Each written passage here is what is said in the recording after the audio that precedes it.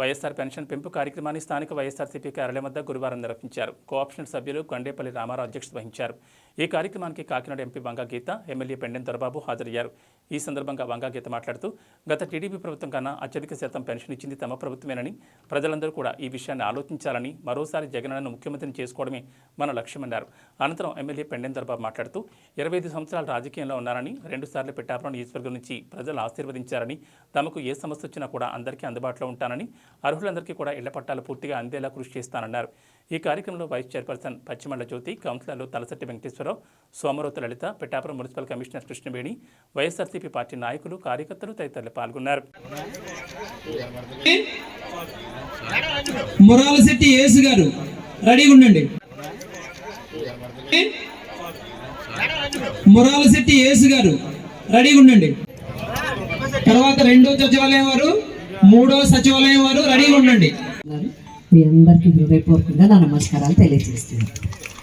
అదేవిధంగా ఈనాటి కార్యక్రమాన్ని నిర్వహిస్తున్న సోదరులు బాబీ గారికి, గౌరవనీయులు సోదరులు పిఠాపురం శాసనసభ్యులు పెండెం దొరబాబు గారికి, అదేవిధంగా మరి మున్సిపల్ చైర్పర్సన్ గారు సూర్యావతి గారు, కమిషనర్ గారు కృష్ణవేణి గారు, వైస్ చైర్మన్ జ్యోతి గారు, అదేవిధంగా పద్మాబుజ్జి గారికి, వేదిక పైన స్థానిక కౌన్సిలర్ గారు మా న్యాయవాది శ్రీనివాస్ గారికి, అదేవిధంగా కౌన్సిలర్స్ అందరికీ, వేదిక పైన నాయకులకి, పెద్దలకి, మున్సిపల్ సిబ్బందికి అందరికీ కూడా నా నమస్కారాలు.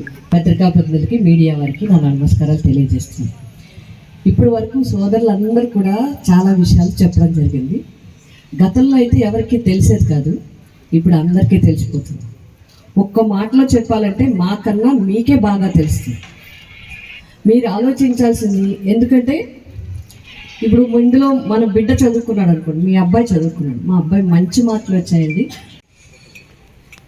నేను 25 సంవత్సరాలుగా మీ అందరికీ కూడా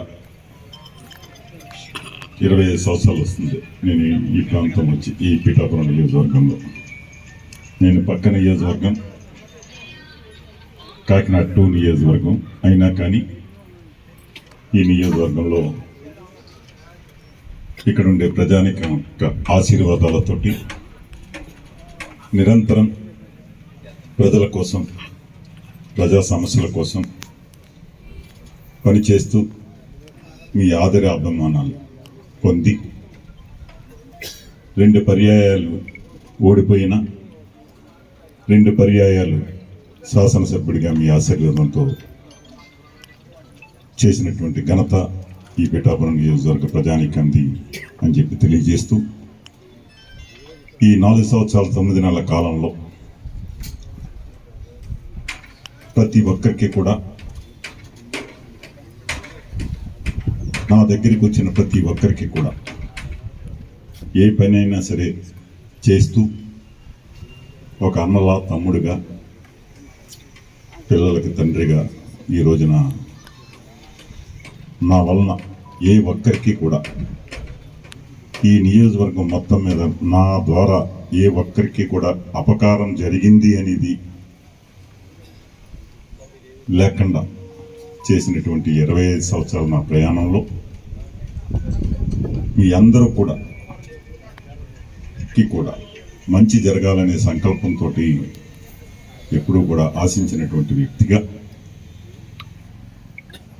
ఎన్నో మంచి కార్యక్రమాలు నేను ఈ ప్రాంత ప్రజానికానికి అందరికీ చేయడం, అందులో భాగంగా ఈరోజు ఎన్నో పథకాలు మీ అందరికీ కూడా ఈ ప్రభుత్వం ద్వారా మీ అందరికీ కూడా నేను ఇవ్వడం జరిగింది.